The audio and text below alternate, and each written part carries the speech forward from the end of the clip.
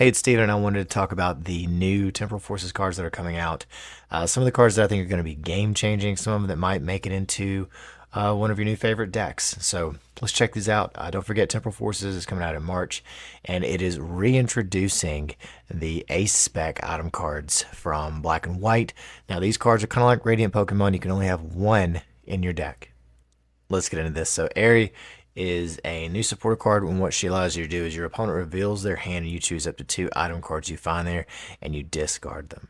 I feel like that's pretty good. Being able to do that, being able to manipulate your opponent's hand, always going to come in handy.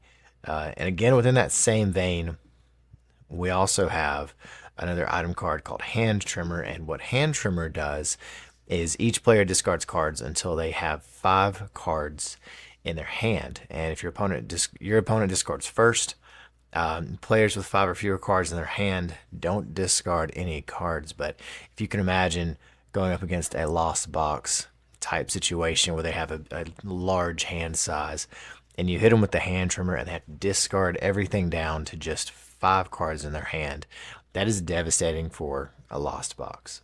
Another one that allows you to search your deck, the Cryptomaniac's Deciphering. Search your deck for 2 cards, shuffle your deck, then put those cards on top of it in any order. So I can see this with like Radiant Greninja.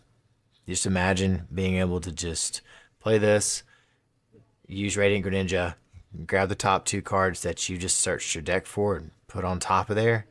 And I mean, that's another game changer in my opinion. Rafor, another one that is allowing you to manipulate your deck. Look at the top 5 cards of your deck. You may discard any number of cards you find there and put the other cards back in any order. Pretty nice. Being able to look at those top 5, then play something that lets you draw. Again, thinking about Radiant Greninja, something else like that. All right, here we go. Here's the first of our Ace Spec Item cards. This is Maximum Belt, and attacks used by the Pokemon this card is attached to do 50 more damage to your opponent's active Pokemon EX before applying weakness and resistance. Now with this is going to help some decks catch up on the damage, have some favorable matchups based on the math. So I feel like this could make it into some decks. Master Ball. This one is just like Ultra Ball, except you don't have to discard anything. Lets you find whatever Pokemon you want. Search your deck for Pokemon, reveal it, put it into your hand, shuffle your deck. Very strong. You can only have one. You know, is that the one you want to have? I don't know. I don't know if that's my favorite right now. Prime Catcher, or Escape Rope 2.0. I don't know what made them think that turning Escape Rope into a Prime Catcher and only allowing you to have one was a good idea, but that's what this is. It's an escape rope. You're only allowed to have one now. Switch in one of your opponent's bench Pokemon to the active spot. If you do, switch your active Pokemon with one of your bench Pokemon. Reboot Pod. So as you know, we're moving towards a future ancient sort of meta, so I see this probably getting a little bit more play as we get into the newer cards. Reboot Pod allows you to attach a basic energy card from your discard pile to each of your future Pokemon in play. Could be pretty big swing right there, momentum. Now the Awakening Drum is something that's just for your ancient Pokemon, right? Just like the Reboot Pod was for your future Pokemon, this one is to draw a card for each of your ancient Pokemon in play. So some draw acceleration here instead of energy acceleration. Again, moving towards that ancient, that future type Pokemon meta. That's kind of where the game's going. Next up is Hero's Cape, sort of like Luxuria's Cape that's already in the format, but this one just straight up, the Pokemon gets plus 100 HP. No drawbacks. Pretty nice. Adding 100 HP to something. Would not want to go up against a Charizard that has 430 HP or whatever. Like that would be just ridiculous. And lastly, the final Ace Spec Item card that we have is an energy card. Also moving towards that stage 2 format. As long as this card is attached to a Pokemon, it provides colorless energy.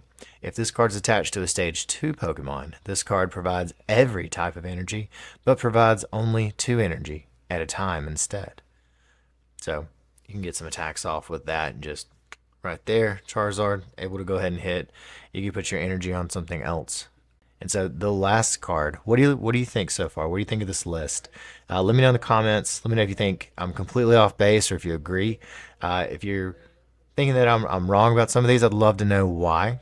And go ahead and leave those comments for me before I reveal the number one card coming out of Temporal Forces that is going to be in everyone's deck, because it's just like another favorite card that we're losing in rotation. And that card is the Buddy Poffin. I'm not too sure about the translation on that, but that's what it's called. Search your deck for up to 2 basic Pokemon with 70 HP or less and put them onto your bench and then shuffle your deck. This is just like Battle VIP Pass. However, you can't get any basic. It has to be 70 HP or less, right? And you can use this at any time in the game. You're not just restricted to your first turn. I mean, you could use this to rebuild your bench. You could use this on turn 2. I mean, you can use this anytime you can use an item card, right? That's huge in my opinion. I think that makes this card better than Battle VIP Pass. I would definitely have this card in my deck. There's a few decks that I'm playing right now that would really benefit from this. So can't wait to get a few of these going. So that's it for this episode. These are just the item cards. I haven't really dove into the Pokemon that are coming out in this set to see what some decks could be built around. But these item cards, I'm pretty excited about the item cards. These are going to be some great additions to your deck, future decks. So check these out. Again, if you've enjoyed this content, drop a like, hit a subscribe button, do something like that for me. It helps the channel out so much. And again, I appreciate everything. Thank you guys. Don't forget to leave comments down there, and have a good one.